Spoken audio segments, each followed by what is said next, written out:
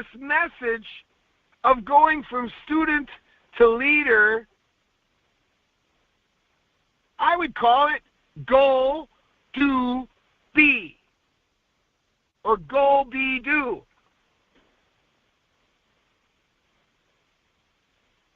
It really doesn't matter what order. You got to do it. All of it. Not part of it. Don't filter it. Don't do part of it. Well, I like doing this part, but I don't want to do that part. When you sound like the I don't want to, you're still a baby in the face. You're still wanting me to serve up Gerber baby food, all chopped up really, really fine and pureed with little bananas. I don't want to have my greens. I don't want to have the peas. I want bananas. And you sound like Eva, a little 4-year-old, and you're in your 30s or in your 40s or in your 50s. I've seen your personalities enough already this week to know that a lot of little kid is still inside a lot of you guys. And if you don't examine yourself honestly, you're never going to grow up in the faith. You're going to stay a little child in your behaviors. You're going to stomp your feet. You're going to have to walk out of a room because you can't handle the truth. The truth is, grow up. That's what we're supposed to do. Read Ephesians 4 seriously instead of as some ear-tickling message. Read it as a butt-kicking message. The best coaches on a football team kick the team in the butt enough with love, and they love playing for that coach because that coach stretched them to the farthest degree and brought out the best in them. I'm not here to let you just coast. I'm not here to let you just get by. I want to see every one of you be wealthy, first and foremost inside in your love bank, to the point where your love bank is so overflowing that you can't contain it. And it is a direct reflection of what's in your love bank, of what's going to be in your financial bank account. I believe he will prosper you like he did with Abraham. He will prosper you like he did with Yitzchak and Yehud, who became Yisrael. I believe he'll prosper you like he did with Yosef before the Pharaoh.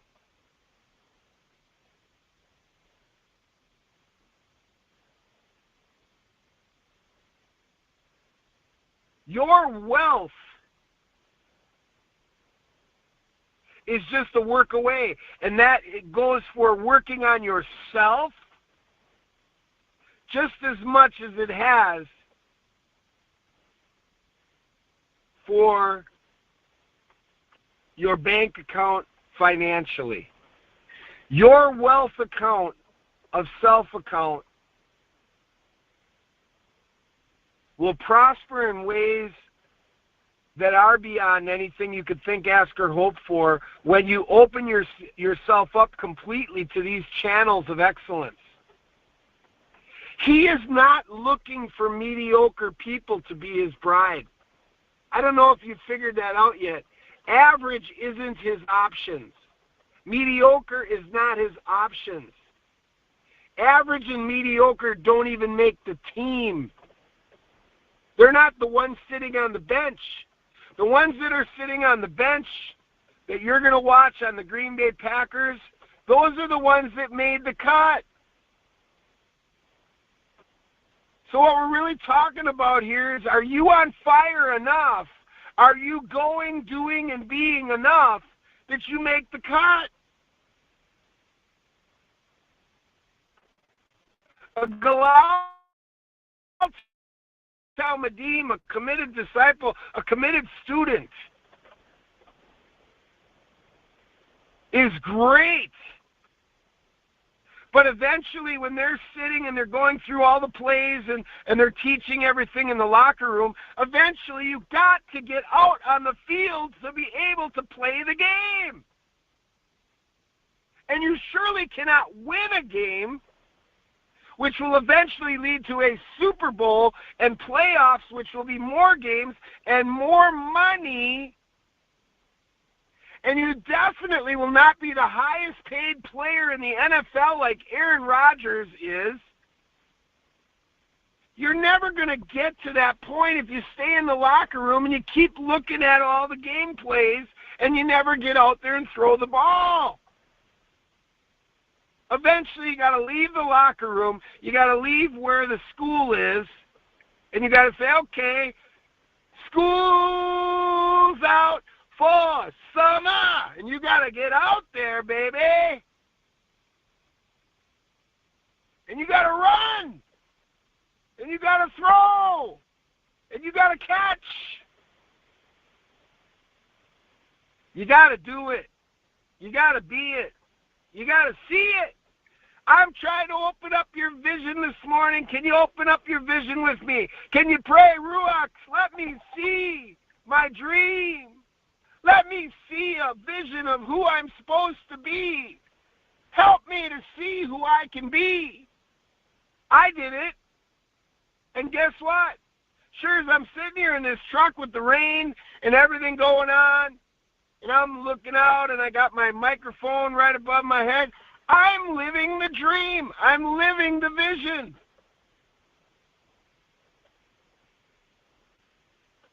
I remember sitting in a vehicle many years ago in Florida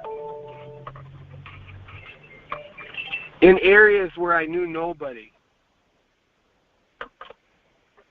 saying to myself, okay, I'm here, yeah. You told me to go out here. Who am I supposed to talk to? I don't know anybody.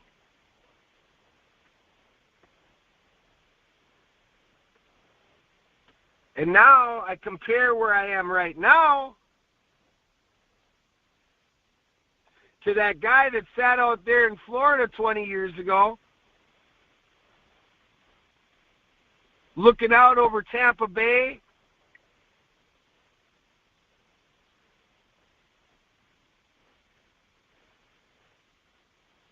praying for people.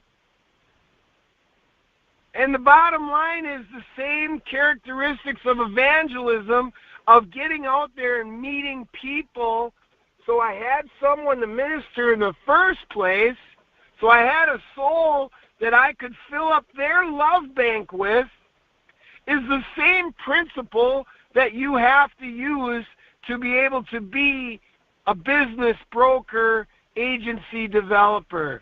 You have to be able to walk into any restaurant, any truck stop, any grocery store, any department store, any coffee shop, any McDonald's or Burger King or Wendy's. It doesn't matter. You got to be able to walk down the street and sing the Sesame Street song. They're the people that you meet when you're walking down the street. You've got to meet people. Hide it under a bushel. No, no, no. I got to go.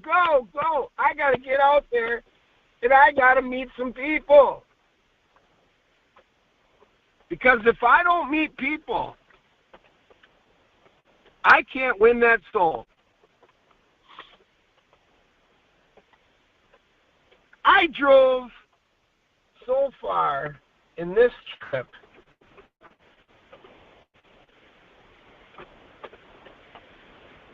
$3,009.2 miles. 3,009.2 miles. Do you think that I just did this trip? And if you figure that we're getting 10 miles to the gallon, that means so far we've used 300 gallons. And it's less than 30 gallons to fill this tank. Much less. I don't even know the exact on this truck. I know how much it was at the Escalade. But if I was to take that, that means that we've already done 100 tankfuls. And if it costs $100 or more to fill the tank, that would be $10,000. And I'm going to have to redo that math to try to figure that out, because that scares me to the highest heavens, okay? Wow, $10,000? We put $10,000 into this trip? Now, we have been gone for a month and a half. So, you know, if by the time we get home it's, you know, close to 2 months, then I guess it's only $5,000 a month. No big deal, right? But what's the point? The point is, if I am not reaching people with the good news, because it surely is not just about business, and I don't know if you figured me out yet, but it sure ain't out here just so I can make some money to pay for the 3,000 miles that have been driven. That's not why I'm here. That's not what motivates me, is to just break even or get my money back.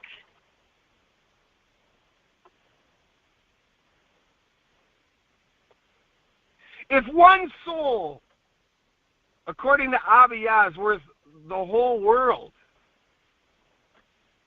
and he looks at you as that high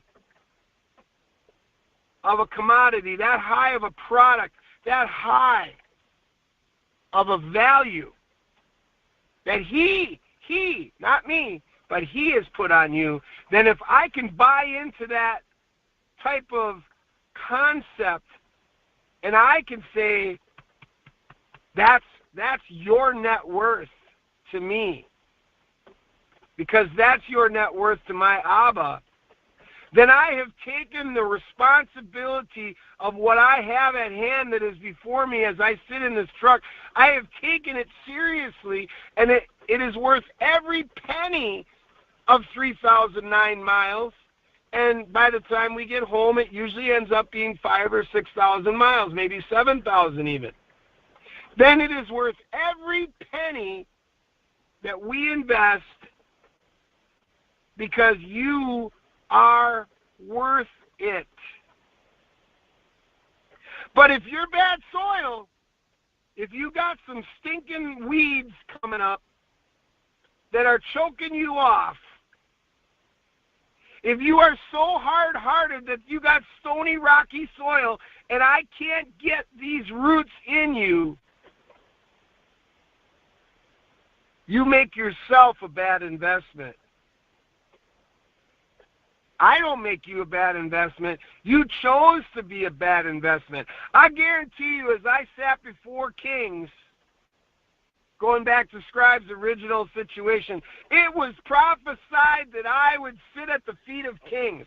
I know as sure as I'm sitting here with all the successful people that Yah has put in my life in their own right. They maybe weren't Donald Trump and they maybe weren't Joe Biden, but they were high-level people in authority. They were kings.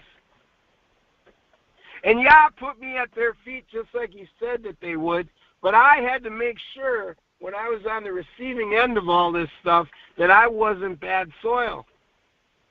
I had to make sure that I was good soil. I had to make sure that I was ready to receive all that he had for me. And if he put me at the feet of a doctor in law or a doctor in economics or a doctor in theology, there was a reason there was a reason for the season of why I was in front of that person. There was some reason why he put me there as a student, as a disciple, as a Talmidi. As I was a Talmidi,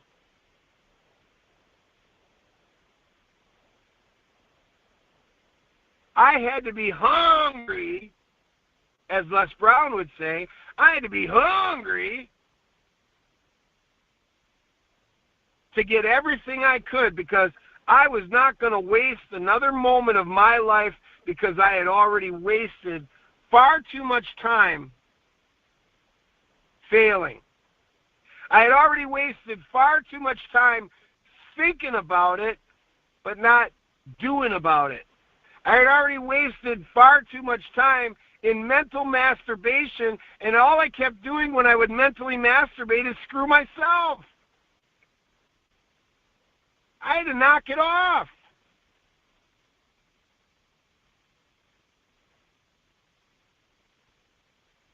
And maybe some of you needed to hear it that bluntly. Are you screwing yourself? Are you robbing yourself of the opportunity to receive all that he has for you? Because you're afraid? You still got fear?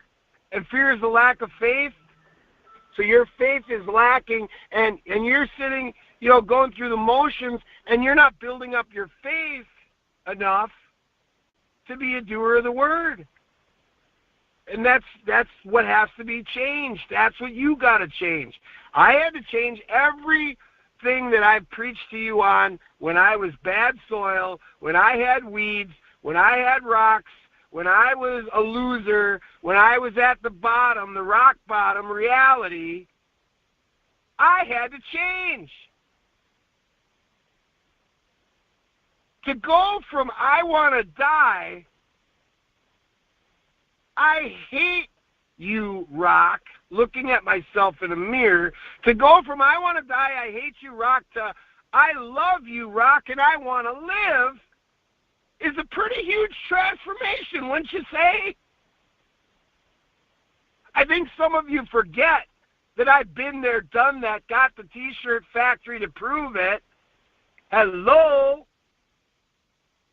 This is not a dress rehearsal for me. This is the real deal. I'm doing it. I'm being it. I live it. And I've been living it for a long time. And while you live it, and you continue to live it, and you continue to live it, and you continue to live it, more will be revealed. There's a chapter in the Narcotics Anonymous Basic Text. It's a great chapter in that book. If you've never read that book, there's a lot of great stuff in there. It's not as good as the Kitzbeh HaKodesh, but there's some doggone good stuff in there. And I'll tell you,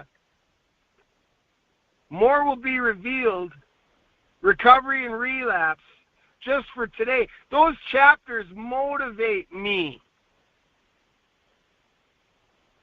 And because they motivated me, it caused me not to get complacent in my recovery, but to say, okay, great, so I've mastered not picking up drugs. Okay, great. Wow, there's a major accomplishment. Oh, yeah, I got another clean time anniversary. Oh, yeah, now I'm going to be 37 on August 17th. Oh, I'm so great. You know what? If you're clean but you're still an asshole like I am, or was, I should say, then what good is it? Now you're a sober asshole instead of a drunk asshole. What's the difference? Wake up, dude. Stop being a jerk-off. That's what I had to do, because I was a jerk-off. I was that asshole. I was the donkey. Stubborn. Kicking all over the place. Kicking against the pricks.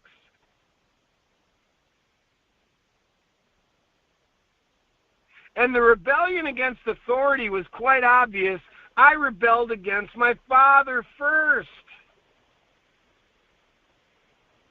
That's where that spirit was released in me, and then that needed to be crucified. But instead, it got stronger, and then I was rebelling against teachers at school, and I was rebelling against any kind of leadership, including the law. And therefore, because that spirit of rebellion spun wild in me, I became the lawless. The Yah-amazing Hanan shines through when you stop being the lawless and you have this desire that he puts in you to become the lawful. You want to become full of the Torah, full of the instructions. You want them written on the tablets of your heart. And you find out not only when you learn them, and then you pray over them and you understand them, but when you actually go out and do them, the miracle happens in you like it did for me. There's no getting around it. He wants to show the world through you and the person that you are. He wants to show himself, the he in me, the Yah in you. He wants to show himself to this world through your hands, through your feet, through your mouth, through your eyes, through the ore, through the light, through the aura, that you will shine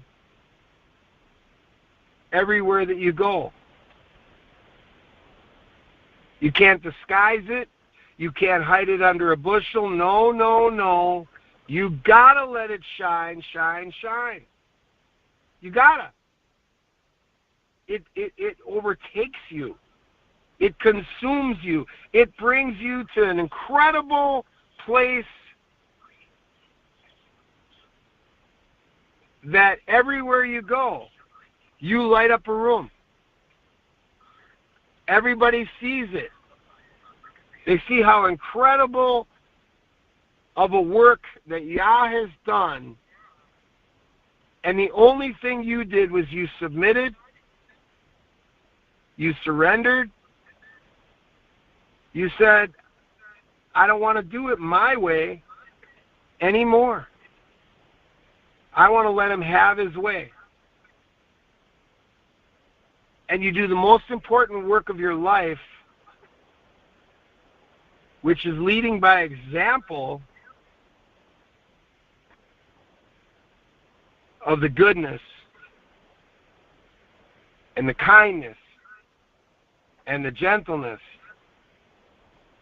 and the shalom and the long suffering, like I've had to do with all these Wisconsin people.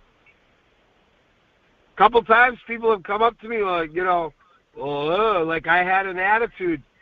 If they only understood what I knew, what I know that I know that I know in my heart of hearts, and then I see how far along through the process of transformation that many people are, and their ability to cope, and what kind of coping skills have they developed so far, and how stretched that their existence on this earth makes me have to stretch, to long suffer with them, and not just totally blow up and say, ugh, you're driving me crazy. Get rid of your doggone defects and step into the game here. We're trying to win. Here I am throwing touchdown passes, and you keep dropping the doggone ball. Get with it, man. I'm building a team here. I'm a business broker, agency developer, kingdom first kind of guy. I play for the kingdom team. And we're going to the greatest Super Bowl that there ever was. The Super Bowl of Shamayim. But for all of that to happen, a lot of us have a lot of change that has to happen. And I'm challenging you to start changing faster. Quit taking 40 years to get across the wilderness. It's a 7-day journey, bonehead. Wake up. You're your own worst enemy because you're taking forever. Get to the promised land and let's play ball.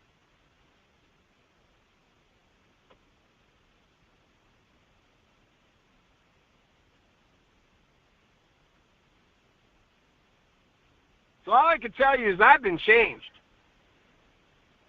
I ain't that suicidal kid. that wanted to kill himself from about 7 or 8 years old all the way through till he was 23.